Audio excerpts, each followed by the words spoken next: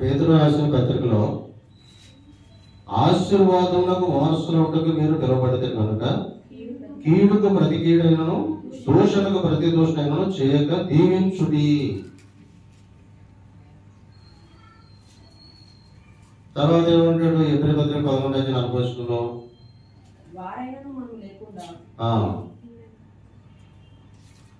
ఎబ్రీ పత్రిక 11:40 వీరందరూ తమ విశ్వాసము ద్వారా సాక్ష్యం పొందిన వారైనను మనము లేకుండా సంపూర్ణులు కాకుండా నిమిత్తము దేవుడు మన కొరకు మరి శ్రేష్టమైన దానిని ముందుగా సిద్ధపరచిన గనుక వీరు వాగ్దాన ఫలము అనుభవింపలేదు.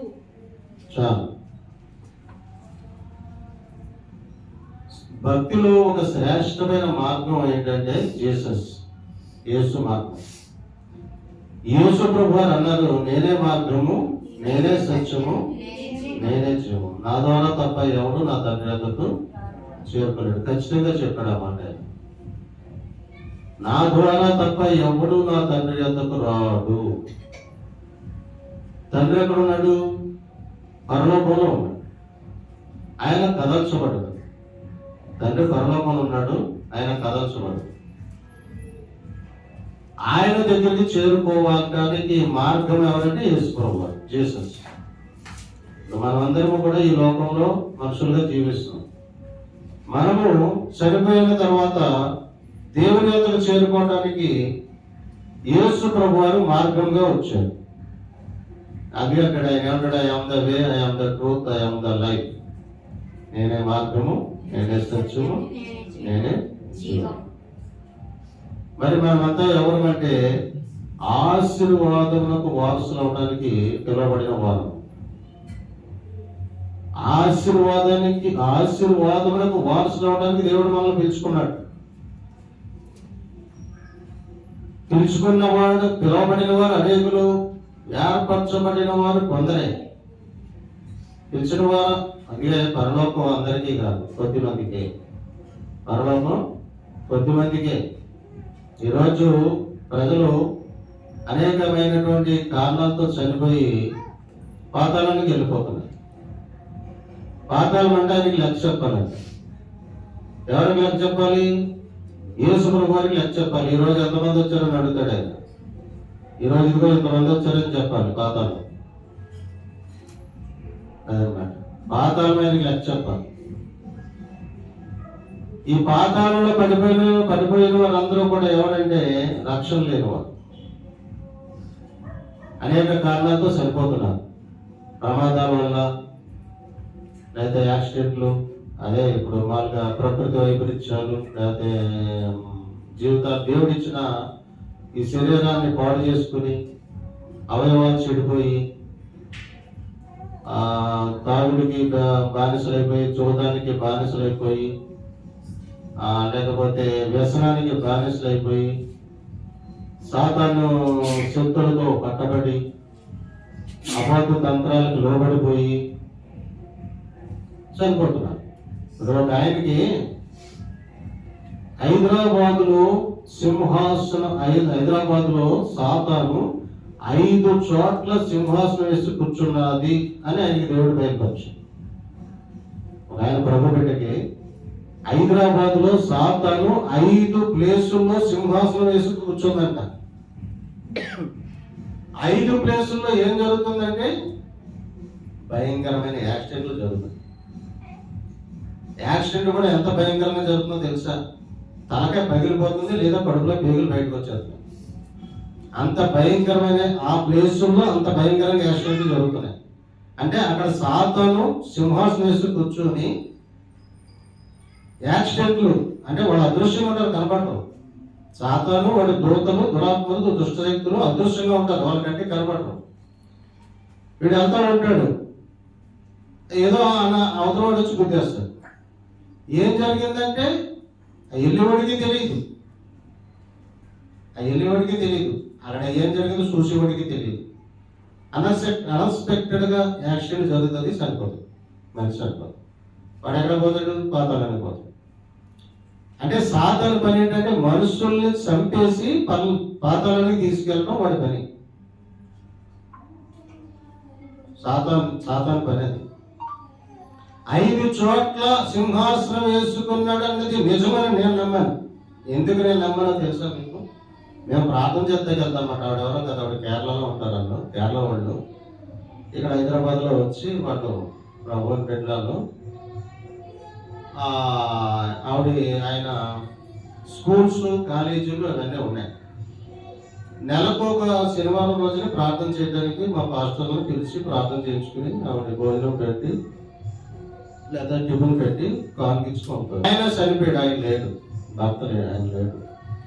ఆయన ఉన్నప్పుడు చాలా భక్తిగా ఉండేవారంట, ఆరాధన చేసేవారంట, చాలా బాగుండేదంట. ఆయన ఉన్నప్పుడు ఆయనతో దేవుడు మాట్లాడేవాడంట. ఆయన బాగా దీవించాడు దేవుడు. అన్న వాళ్ళ కార్లు ఉన్నాయి, స్కూల్స్ కాలేజీలు అన్నీ ఉన్నాయి. అయితే ఆయనకి దేవుడు ఏమని బయలుపరిచాడంట?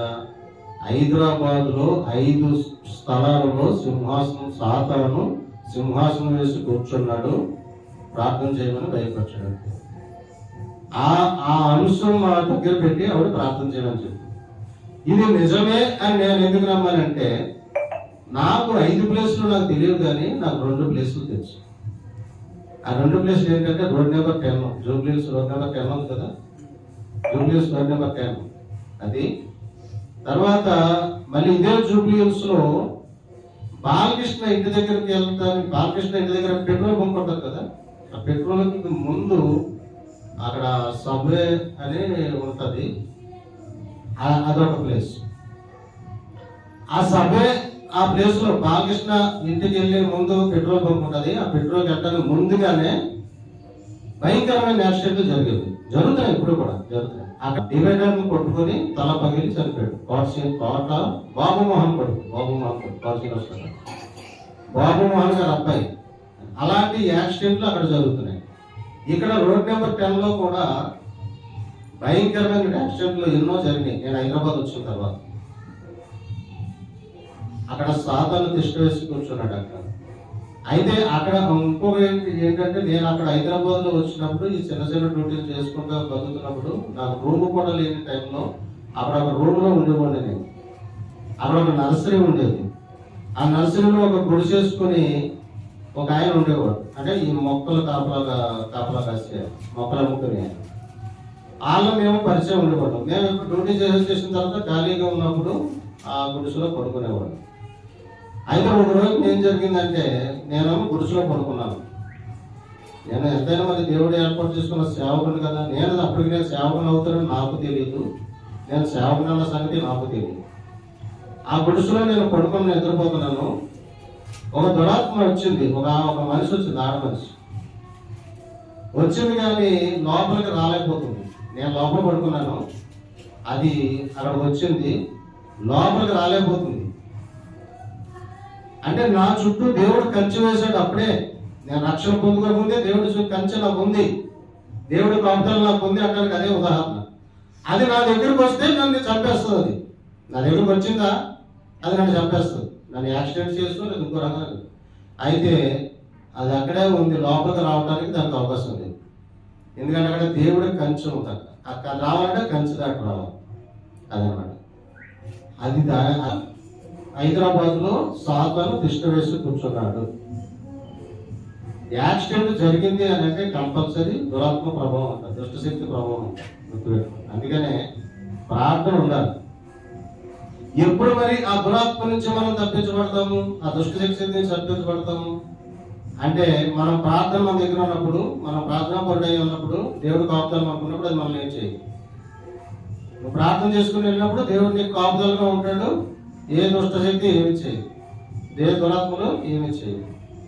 లేదు దేవుడు లేనివాళ్ళు, ప్రార్థన లేని వాళ్ళు, నార్మల్గా ఉండేవాళ్ళు బుక్ అయిపోతారు, వాళ్ళు బుక్ అయిపోతారు, అదనమాట. అందుకనే చాలా జాగ్రత్తగా దేవుడు ఆశీర్వాదానికి వారసులు చేసుకోవడానికి దేవుడు మనం పిలుచుకున్నాడు.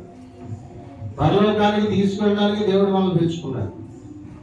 అందుకోసం తన కుమారుడిని ఈ లోకానికి దేవుడు పంపించాడు. మరి ఇప్పుడు మనుషులు పరలోకానికి రావాలంటే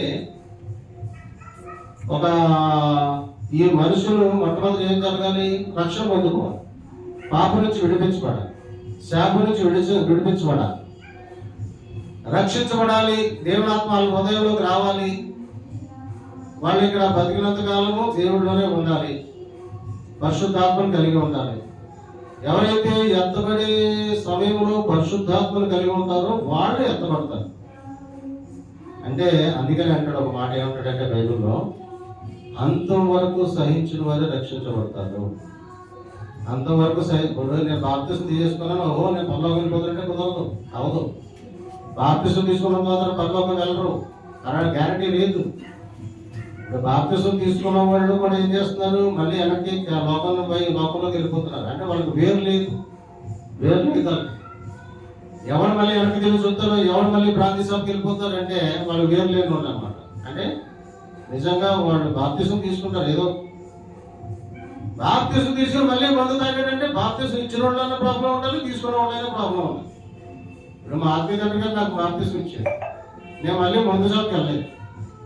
మా ఆత్మీయ తండ్రి గారు నాకు బాప్తిసం ఇవ్వడానికి ముందు నేను మందు తాగాను. సిగరెట్ కాల్చివ్వండి, లోకాచారం జీవితం, గొడవ పెట్టుకునివ్వండి, కొట్టేసి వచ్చివ్వండి, లేదా కొట్టించుకుని వచ్చివ్వండి, రోడ్ల మీద పడిపోయివ్వండి తాగి. అలాంటి దౌర్భాగ్యమైన జీవితం నాది, అపవిత్రమైన జీవితం నాది. నన్ను చూస్తే భయపడేవారు. జూబ్లీ హిల్స్ లో పనిగట్టుకుని నీళ్ళు ఒకరిని పట్టు కొట్టేశాం. అంటే అప్పుడు భయం లేదు. అప్పుడు ఏంటంటే దేవుడు భయం వచ్చింది. ఇప్పుడు దేవుడు భయం ఉంది, అక్కడ దేవుడు భయం లేదు. అది అయితే నేను బాప్తిసం తీసుకున్నా, మళ్ళీ ప్రాంతానికి వెళ్ళానా, వెళ్ళలేదు. మళ్ళీ సిగరెట్ కాల్చలేదు. ఇప్పుడు మంతాకంటే ఉండొచ్చు కానీ సిగరెట్ కాల్చకుండా ఉండలేడు. ఇప్పుడు వ్యభిచారానికి దోషుడు, వ్యభిచారానికి దోషుడు, వ్యభిచారం చేసేవాడు వ్యభిచారానికి దోషుడు, జోదం ఆడేవాడు జోదానికి దోషుడు, క్రికెట్ పందాలు కాసేవాడు దానికి దోషుడు, మందు తాగేవాడు మందుకు దోషుడు, సిగరెట్ కాసేవాడు సిగరెట్ దోషుడు. వాడు మట్టికి అది మారడం. ఎప్పుడు మాత్రం దేవుడు కలగ చేసుకుని వాడిని తన సన్నిధిలోకి నిలబెట్టుకుని రక్షించుకుంటే అప్పుడు మాట్లాడు. బాప్తిజం తీసుకుని దేవుడే వాడు హృదయంలోకి ప్రవేశిస్తే అప్పుడు మాట్లాడు. దేవుడు ఆయన హృదయంలోకి వచ్చేసాడు అనుకోండి, అప్పుడు చెడుతున్న పట్ల అసహ్యం కలుగుతుంది. మళ్ళీ మందు తాగడం, మళ్ళీ మందు తాగడంటే వాడు రక్షణ లేదండి. వాడు బాప్తిజం తీసుకున్న ప్రయోజనం లేదన్నమాట. అది లేక బాప్తిజం తీసుకుని మందు తాగితే ఏం ఉపకారం ఉంటుంది అంటే, బాప్తిజం ఇచ్చిన వాళ్ళే ప్రాబ్లం ఉంటుందా, లేదా తీసుకున్న వాళ్ళే ప్రాబ్లం ఉంటుంది. బాప్తిజం మంచి వ్యక్తులు ఇచ్చినా వెనక తిరిగి పడిపోయిన వాళ్ళన్నా చూసాం మేము. అంటే తీసుకున్నవాడే కరెక్ట్గా ఉన్నాడు. తీసుకున్నవాడు ఒక నిర్ణయం తీసుకుని ఆ నిర్ణయానికి కట్టుబడి ఉండాలి. నేను మళ్ళీ తాగుతాను, మళ్ళీ సిగరెట్లు తాగుతాను, మళ్ళీ లోకానుసారం జీవించాలంటే ఇక దేవుడికి బాప్తిజం అక్కడ రావడం ఎందుకు? కరెక్ట్ గా ఒక తీర్మానం చేసుకుని దాని ప్రకారం నడుచుకుని దేవుడితోటే ఉంటాను, లోకాన్ని విడిచిపెట్టేసి ఇక దేవుడితోటే ఉంటానంటే తీసుకోవాలి బాప్తిజం. లేదంటే అక్కడే ఉంటాను. ఇప్పుడు ఇక్కడికి వచ్చి బాప్తిజం తీసుకుని మళ్ళీ అక్కడికి వెళ్ళి మందు తాగితే ఎవడిచ్చాడో నీకు బాప్తిజం అని అడుగుతాడు. అందుకని చాలా జాగ్రత్తగా దేవుడితో పరాజకాలు ఆడకూడదు, దేవుడితో జాగ్రత్తగా ఉండాలి. ఆయన సమర్థుడు, ఈశ్వరు గారు సమర్థుడు. ఆయన పాతాలని పంపడానికి, పాతాలను తిరిగి రప్పించడం సమర్థుడు, బతికించడానికి చంపేయడానికి సమర్థుడు. ఎంతమందిని దేవుడి మాటకి లోబడిన ఎంతమంది పాస్టర్లే చంపేస్తున్నాడు దేవుడు, తెలుసా? పాస్టర్లతో చంపేస్తున్నాడు దేవుడు. ఎందుకంటే వాళ్ళు పాస్టర్లే, సేవకులు అయ్యారు, సేవ చేస్తున్నారు, ఏదో ఒక ఎదో పని చేస్తాడు. లోకం ఇక్కడ ఈ లోకంలో బిల్డింగ్లు కట్టుకోవాలని, లేకపోతే ఏదో సంపాదించుకోవాలని, మంచి పేరు కట్టించాలని, పెద్ద పాస్టర్ల మధ్యలో పెద్ద పాస్టర్ అవ్వాలని ఏదో చేస్తాడు. దేవుడిలోకి వచ్చాక చేస్తే ఊరుకుంటాడా దేవుడు? ఊరుకోడు. ఇప్పుడు దేవుడు ఏమన్నాడు బైబిల్ గ్రంథంలో? ఆక్రమించుకోవడం తప్పు అన్నాడు, కబ్జా చేయొద్దు అన్నాడు. కబ్జా చేస్తున్నారు పాస్టర్లు. కబ్జా చేసినప్పుడు ఒకటి చచ్చిపోయాడు. మొన్న కబ్జా చేయమని చెప్పలేదు దేవుడు. ఎవడన్నా ఇస్తే ప్రభు ఇదిగో నాయన దేవుడికి ఇచ్చేసాను అంటే అక్కడ చేసుకోమన్నాడు సేవ. అంతేగాని కబ్జా చేసేసి అక్కడ చర్చ్ కట్టేసి సేవ చేయమని చెప్పలేదు దేవుడు. కబ్జా చేసి పాస్టర్లు ఉన్నారు. అలాంటి వాడు అర్థంగా పోతాడు. ఎందుకు పోతాడు? ఎవడో తిడతాడు, వీడు ఏదో అబద్ధంగా పోతాడో తిడతాడు. ఎవడో తిడితే ఆ మాట తగ్గుతుంది, పోతాడు. సేవకుడికి గ్యారంటీ లేదు. సేవకుడు కూడా కరెక్ట్గా ఉంటేనే. సేవకుడు అని చెప్పేసి దేవుడు నాకు నడుగు నడిచి ఏదైనా చేసేస్తానంటే కుదరదు. ఇక్కడ దేవుడు ఉంటాడు, దేవుడు చూస్తాడు, దేవుడు వింటాడు అనేది కూడా గ్రహించుకోవాలి. మనకి ఇప్పుడు 92వ కీర్తన ఆఖరి వచనం చదివితే నీతిమంతుడు వృద్ధాప్యంలో చిగురిస్తాడని రాయబడి ఉంది. అలాంటి నీతిమంతులు ఎవరో భక్త సింగ్, అలాంటి నీతిమంతులు ఎవరో దేవదాస్ గారు, అలాంటి నీతిమంతులు ఎవరో ఇలా గొప్ప గొప్ప సేవకులు ఎంతమంది ఉన్నారు, వాళ్ళ వృద్ధాప్యంలో చచ్చిపోయారు. ఈ లోపల మరి సేవకుడు 50 సంవత్సరాల వయసులో చచ్చిపోయాడంటే ఏదో ఉంది ప్రాబ్లం. సేవకుడు 60 సంవత్సరాలు చచ్చిపోయాడంటే ఏదో ఉంది ప్రాబ్లం. నీతిమంతులు వృద్ధాప్యంలో చిగురిస్తాడు అంటే నీతిమంతులుగా జీవిస్తే వాడి జీవం పొందుకుంటూ చిగురిస్తూ ఆరోగ్యంగానే ఉంటాడు. 90 సంవత్సరాల్లో బైబిల్ కాజలో ఎక్కడ బైబిల్ చదువుతాడు కాబట్టి నీతిమంతురాలు 95 సంవత్సరాలు కాజలో ఎక్కడ బైబిల్ చదువుతుంది. ఎవరంటే ఆవిడ నీతిమంతురాలు. ఎలా అదే అంటున్నా, నేను సేవకు వచ్చి సేవకులుగా చెప్పుకుని కూడా సన్నాసములు చేస్తున్నారు. 6 నెలలకి ప్రార్థనా పనులు కాబట్టి అన్నారన్నమాట. అంటే మనం విశ్వాసిగా ఉన్నా, మనం ఒక సేవకుడిగా ఉన్నా, ఎలా ఉన్నా ప్రార్థనా పరుడైతే చాలు. ప్రార్థనా పరుడిగా ఉండాలి. వాళ్ళు ప్రార్థనా పరుడు అయితే కనుక ఎవరు ప్రార్థనా పరుడు అంటారు? కరెక్ట్ గా వాళ్ళ దేవుడి నుంచి విడిపించబడి రక్షించబడిన వాడే ప్రార్థనా పరుడు అవుతాడు. అందరూ ప్రార్థన పరులు అయిపోతారా? దేవుడు ఆత్మ ఉంటుంది వాళ్ళలో. దేవుడు ఆత్మ ఉంటే వాళ్ళ ప్రార్థన దేవుడు ఆపిస్తాడు. దేవుడు ఆత్మ ఉంటుంది అనమాట. దేవుడు ఆత్మ ప్రార్థన చేస్తే దేవుడే చేసిన ప్రార్థన దేవుడు ఆపిస్తాడు. మరి మన ఉదయాలు అందరి ఉదయాలకు దేవుడు ఉన్నాడని పరిశీలన చేసుకోవాలి. మన అందరి ఉదయాల్లో దేవుడు ఉన్నాడా? మనం ప్రార్థన చేస్తున్నామా? ప్రార్థన అంటే చేయడం నీకు ఇష్టం ఉందా? నీ మనసు ప్రార్థన చేయాలని అనిపిస్తుందా?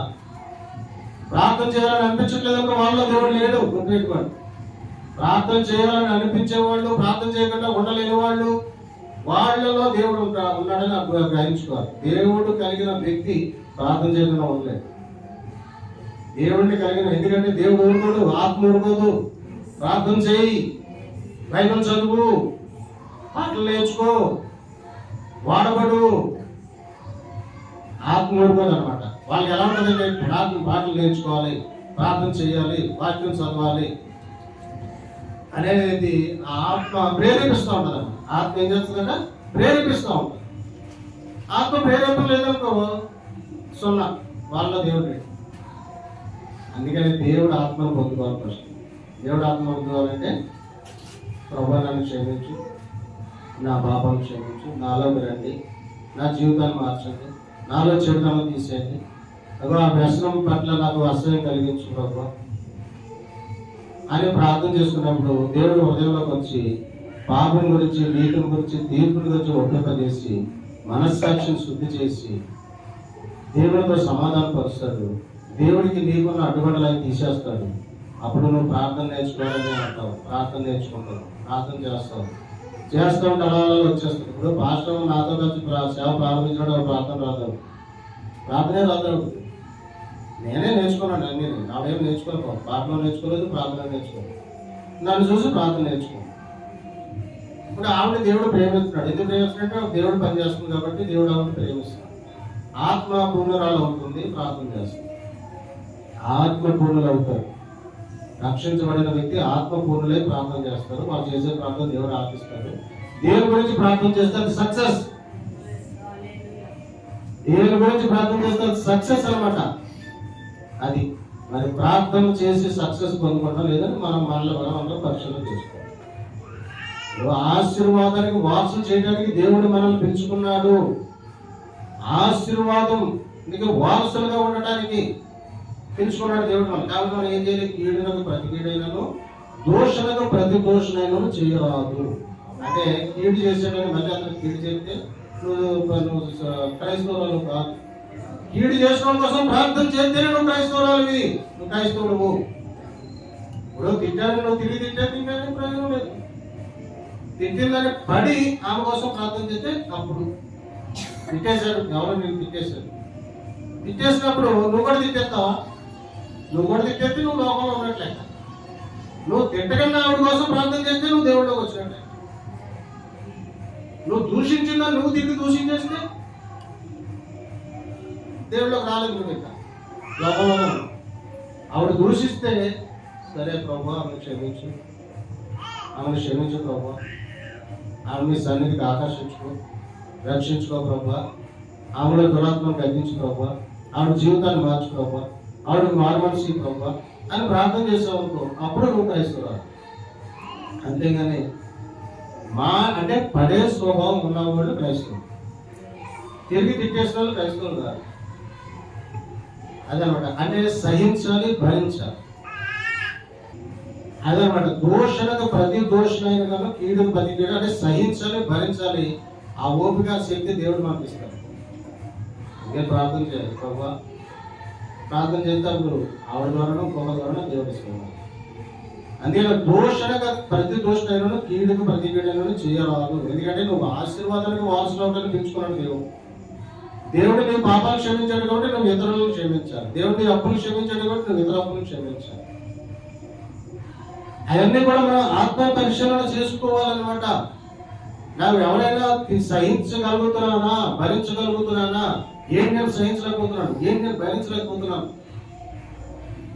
అంటే నాలో దేవుడు లేడా అని మనం ఆందోళన పడాలి. అప్పుడు ప్రభువులకు ప్రార్థన చేసుకోవాలి.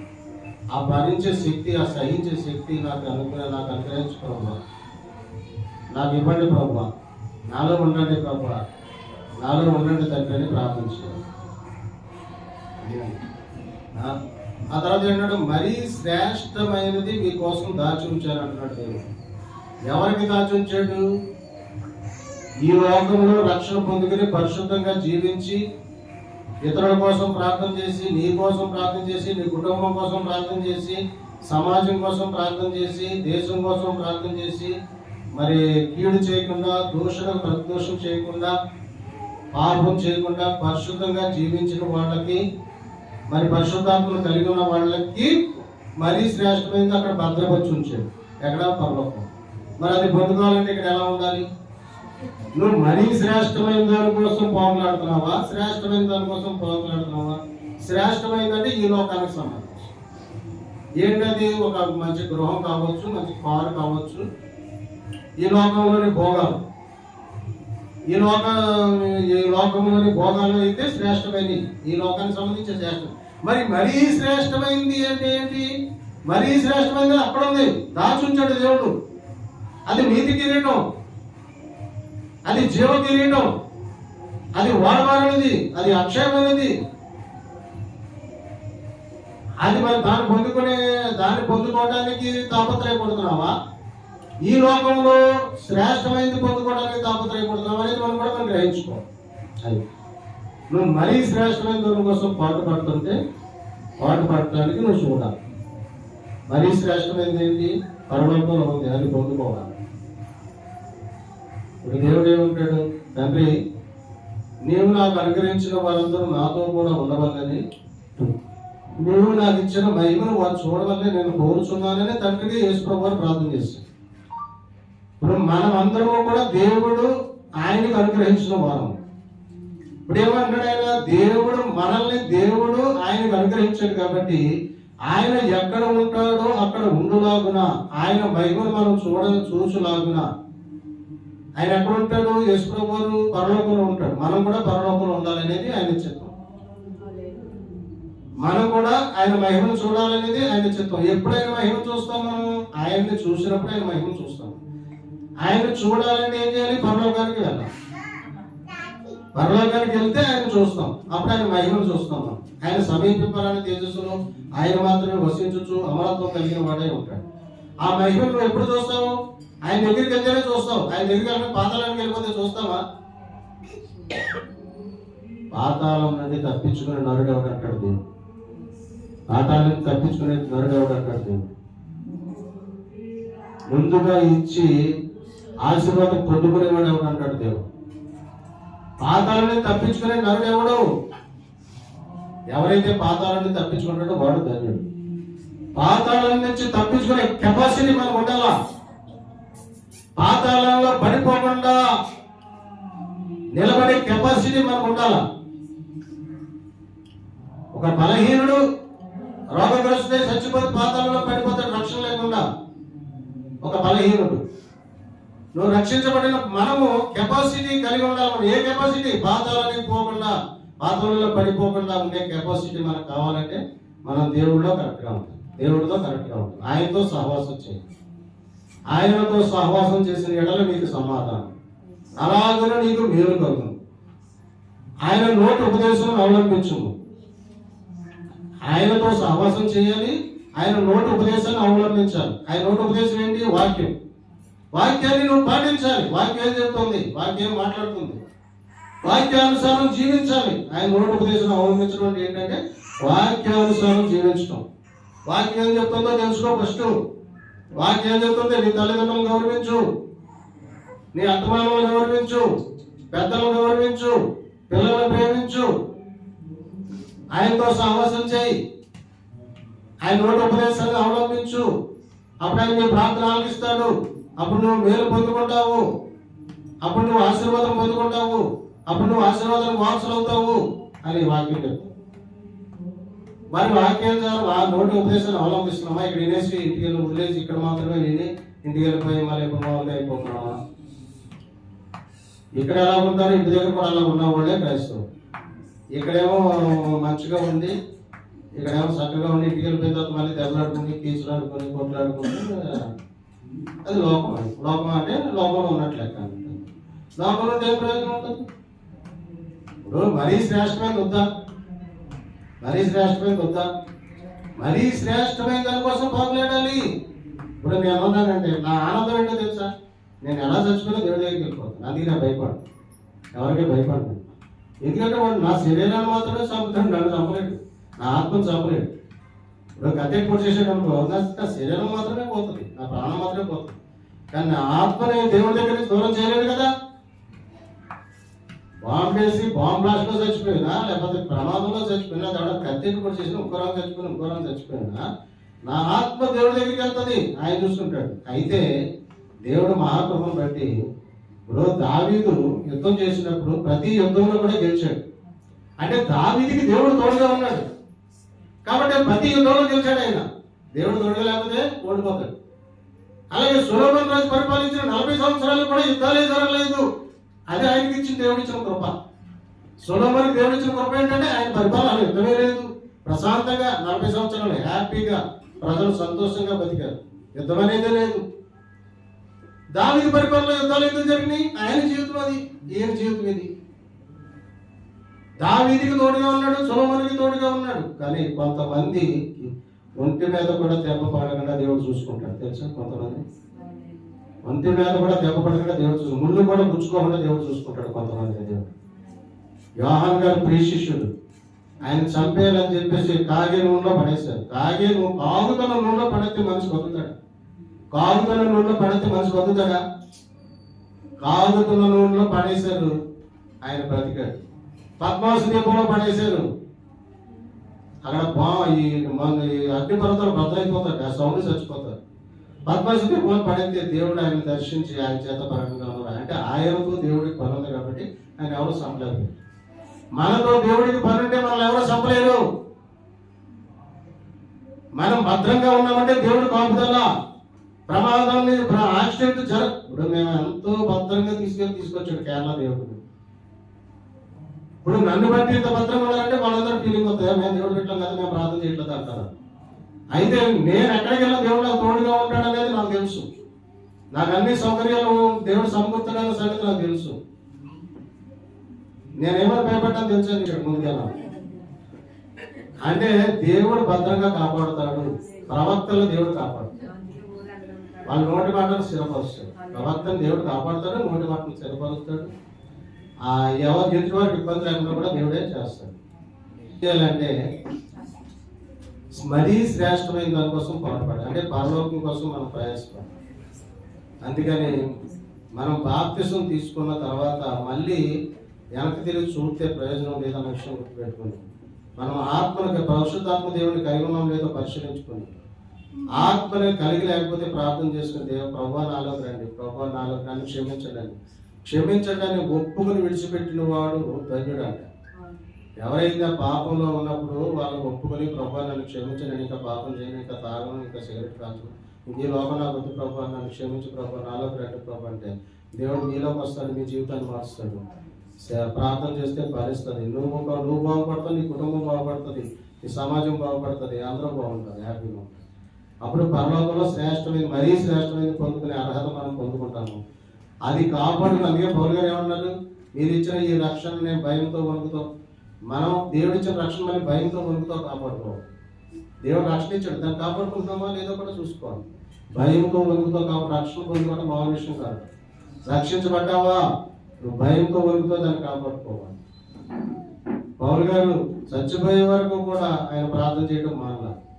ఏమన్నాడైనా, నేను అనేకులకు సువార్తను ప్రకటించి భ్రష్టులను కాకుండానట్లుగా నా శరీరాన్ని నలగొట్టుకుంటున్నాను.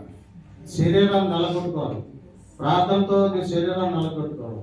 నేను నాకు తెల్లారిలేసి ప్రార్థన చేయాల్సిన అవసరం ఏంటి మాకు? రాత్రి 12 దాకా ప్రార్థన చేయాల్సిన అవసరం ఏంటి మాకు? వాక్యం చదవాల్సిన అవసరం ఏంటి మాకు? లోకానుసారం జీవించవచ్చు, హ్యాపీగా సినిమా చూడొచ్చు కదా, వెళ్ళి హ్యాపీగా మందు తాగొచ్చు కదా, హ్యాపీగా సిగరెట్ కాల్చొచ్చు కదా. ఎందుకైనా వదిలేస్తాము? మరీ శ్రేష్టమైనది మాకు కావాలనుకున్నాం. మరీ శ్రేష్టమైనది మాకు కావాలనుకున్నాం కాబట్టి ఇంకా దేవుడిని ఇక కష్టమైన నష్టమైన సహించి భరించి దేవుడితోనే గడపాలి, దేవుడితోనే ఉండాలి, దేవుడితోనే జీవించాలి. ఈ రక్షణ కాపాడుకోవాలి, మరీ శ్రేష్టమైనది పొందుకోవాలి. అప్పుడు మనకి ప్రయోజనం ఉంటుంది. లేకపోతే ఏముంది, ఎంతో కొంతకాలం బతుకుతారు, చచ్చిపోతారు, ఆ తర్వాత ఆత్మ నశించిపోతుంది, ప్రయోజనం. పరలోకం కోసం మనం మరీ పరలోకంలో ఆ నీతి కిరీటం, ఆ వాడబారి కిరీటం, ఆ జీవ కిరీటం కోసం పొందుకోవడానికి మనం ప్రయాసపడాలి.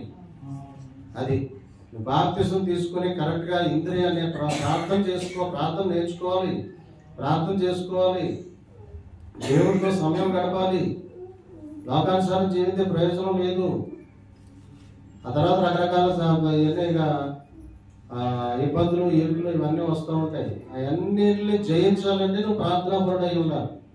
ప్రార్థనాపరుడు మనందరము కూడా దేవుని కృప బట్టి రక్షించబడదాం కాక, ప్రార్థనాపరులుగా ఉంటాము కాక, మన కుటుంబాలు దీవించబడదు కాక, మరీ శ్రేష్టమైనది మనకు దొరుకును కాక, ఆ పరలోక నివాసులుగా మనం అందరము మార్చబడదాము కాక. ప్రభువును రక్షకుడైన క్రీస్తు యేసు నామమున ప్రార్థిస్తున్నాము తండ్రి.